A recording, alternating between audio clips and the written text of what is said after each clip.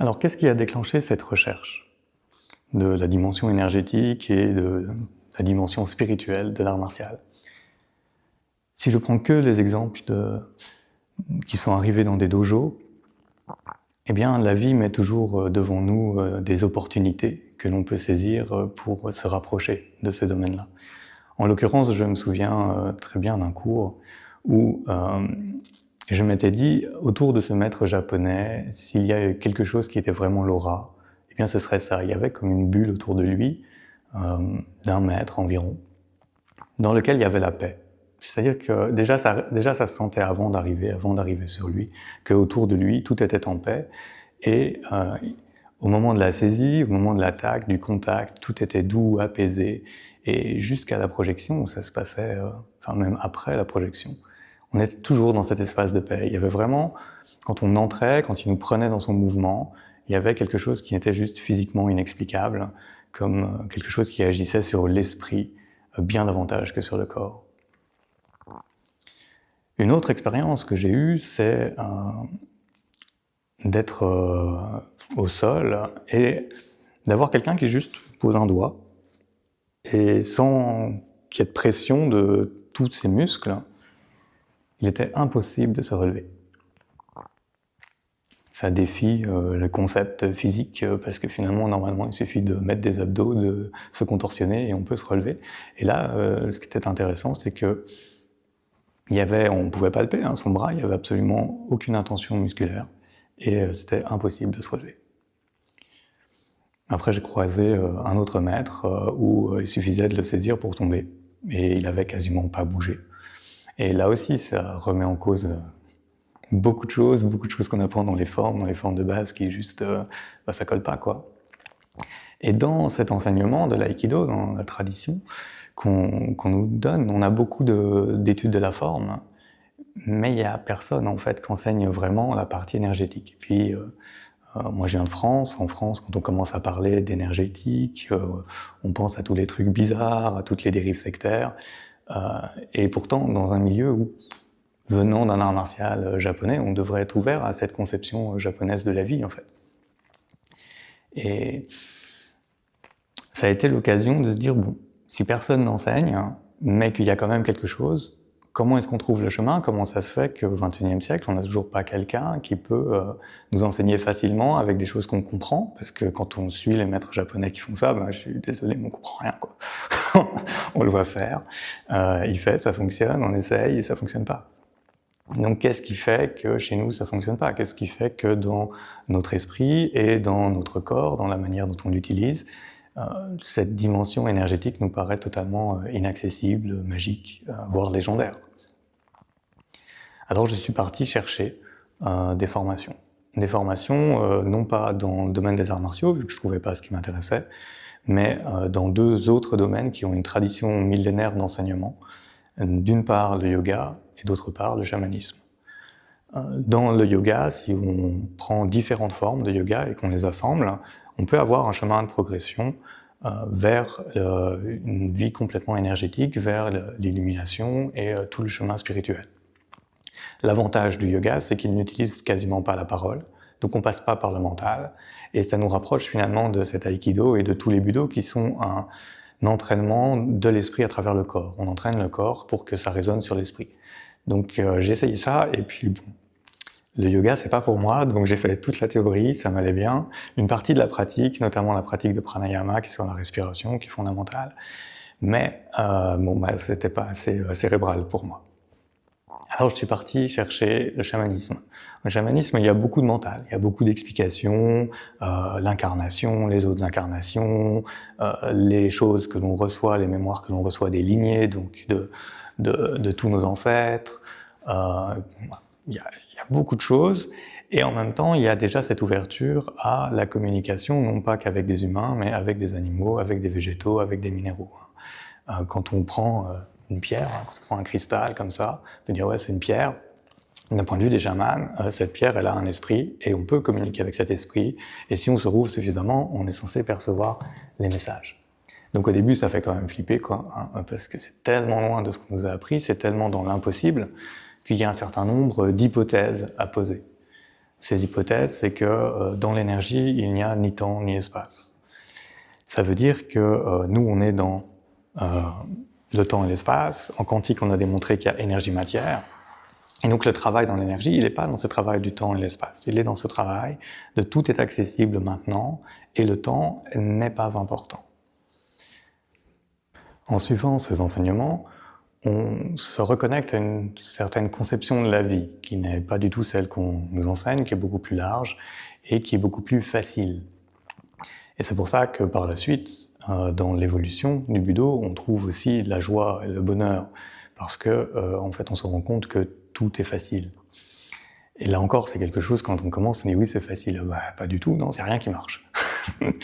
Donc il y a beaucoup de choses à aller chercher, à déprogrammer de ce qu'on a dans nos croyances. Donc il y a un grand travail sur les croyances qui sont ancrées dans l'inconscient et qu'il faut d'abord identifier pour pouvoir les dépasser.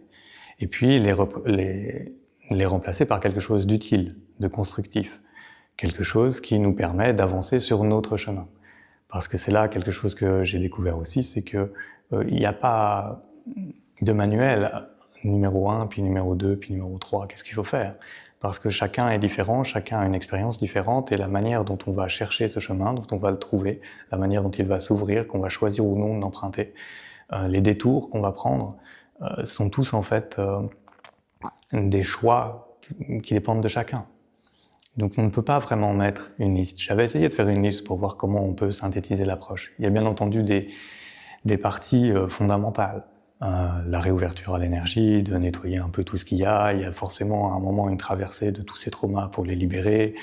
Il y a des choses qui sont fondamentales, mais on verra que on ne peut pas établir pour tout le monde, ça commence là, ça fonctionne là, le résultat, on arrive à le mesurer, le quantifier, parce que c'est une évolution de l'être. Et après, on va pouvoir le sentir dans la pratique. On va pouvoir le sentir avec les partenaires. Et puis on va tomber sur des partenaires chez qui ça ne fonctionne pas. Parce que, par exemple, sur certaines pratiques énergétiques, pour que ça fonctionne, il faut que le partenaire cherche quelque chose de particulier. Et que lui aussi ait une démarche qui l'amène à utiliser l'énergie. Si vous avez quelqu'un qui vous serre le poignet et la seule présence c'est au niveau de son poignet, il n'y a pas d'intention derrière, il n'y a pas de présence du reste du corps, ben, vous n'allez rien faire. Mais en même temps, il n'est pas dangereux parce qu'il a juste votre poignet et puis il n'y a rien derrière. Donc ça, ce sont des choses qui viennent enrichir le chemin et questionner sur comment on fait, comment ça marche, quelles sont les limites. Parce qu'on ne va pas devenir des Jedi avec de la télékinésie et de l'étranglement à distance, quoi. Ça ne marche pas comme ça. Un autre élément qui m'a poussé à chercher cette partie énergétique et spirituelle, c'est que pour permettre la perpétuation du dojo où j'étais, dans ma montagne, en Haute-Savoie, il a fallu que je passe en France, si vous voulez donner des cours, il faut passer un diplôme qui s'appelle brevet fédéral, c'est Aikido, enfin bref. Et forcément, pour passer tout ça, il y a une certaine partie de théorie, donc il faut s'intéresser davantage à l'art que j'ai pu le faire par le passé, parce que moi je pratiquais, puis c'était cool, et puis voilà quoi. Donc il a fallu chercher pour pouvoir expliquer aux gens qu'est-ce que c'est art martial, d'où il vient, quelle est vraiment la portée. Et donc à un moment, de croiser des récits d'anciens maîtres et des récits de différentes écoles, de regarder qu'est-ce qui se fait dans les différentes écoles, sur quoi ils insistent, pourquoi ils insistent là-dessus, d'où ça vient.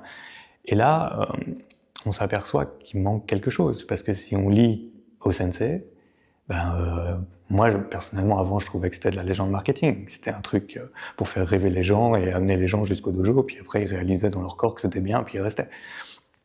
Et en fait, quand on étudie derrière la partie énergétique et spirituelle, on se rend compte que ce que faisait Osensei devient accessible, en fait, et n'est plus de la légende, n'est plus de... Voilà, ça devient juste quelque chose qui est faisable, atteignable, après avec une certaine pratique, et puis à remettre dans notre époque. C'est-à-dire qu'on n'a plus la possibilité d'étudier jour et nuit avec des disciples pour explorer cette dimension.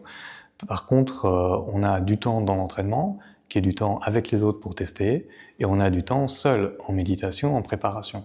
Et c'est ce temps seul hors de la pratique qui est fondamental pour développer les qualités énergétiques et la vision spirituelle, qui après pourra se traduire dans la matière au niveau de la pratique, dans le dojo. Et donc, trouver ce chemin entre finalement arriver, partir et rester dans la forme. Et moi je vois des gens, ça fait 30, 40, 50 ans qu'ils font de l'aïkido et ok, ils ont changé la position de la main, ils sont un peu plus fluides, les techniques sont super belles. Mais c'est pas ça en fait. Enfin, moi ça ne m'allait pas, ça. C'est bien, mais quand on regarde le chemin, il y a un trou, il y a un gap. Et il faut trouver les outils qui vont nous permettre de passer ce gap. Et c'est ce que je vous propose à travers mon expérience. Déjà vous donner les indications pour que vous puissiez faire vos recherches. Et puis à un moment, je pense que je vais développer les outils et puis les fournir. Et puis on sera de plus en plus, j'espère, sur les tapis à chercher quelque chose qui fait vraiment sens, qui donne vraiment tout le sens de la pratique de cet art martial fantastique qu'est l'aïkido. Mais également, tout ce qu'on va voir, ce sont des choses qui sont transposables à tous les budo. Quelqu'un qui fait du karaté, qui fait ses katas, les katas à un moment deviennent une forme de méditation. Et à travers cette forme de méditation, on développe toutes les capacités de reconnexion à la vie, etc. Et dans le geste, ce n'est plus le geste pour le geste, c'est le geste pour ce qu'il apporte, c'est rouvrir la capacité sensorielle du corps et de cette capacité sensorielle, être capable de retrouver des informations qui ne sont pas dans les manuels et qui nous éclairent. Et c'est le cas pour tous les budos. Donc j'espère que ça permettra aussi à d'autres budokas d'essayer, de voir ce que ça donne dans leur propre art martial et de rayonner dans tous ces arts martiaux. De faire ces expériences, d'en parler, d'en pratiquer et de profiter de ces moments qu'on a de pratique de l'art martial pour pratiquer dans la joie, dans la recherche de quelque chose de grand, de beau, d'intéressant et pas dans la systématique répétition des formes qui est nécessaire pour apprendre, nécessaire pour positionner le corps, qui est nécessaire d'ailleurs si vous voulez avoir une forme martiale qui fonctionne en cas de combat. Faut pas faire de la partie énergétique et spirituelle, ça va aider, mais il faut surtout maîtriser les formes physiques. Une fois qu'on a cette base et ce corps qui est entraîné, on peut aller chercher quelque chose de plus.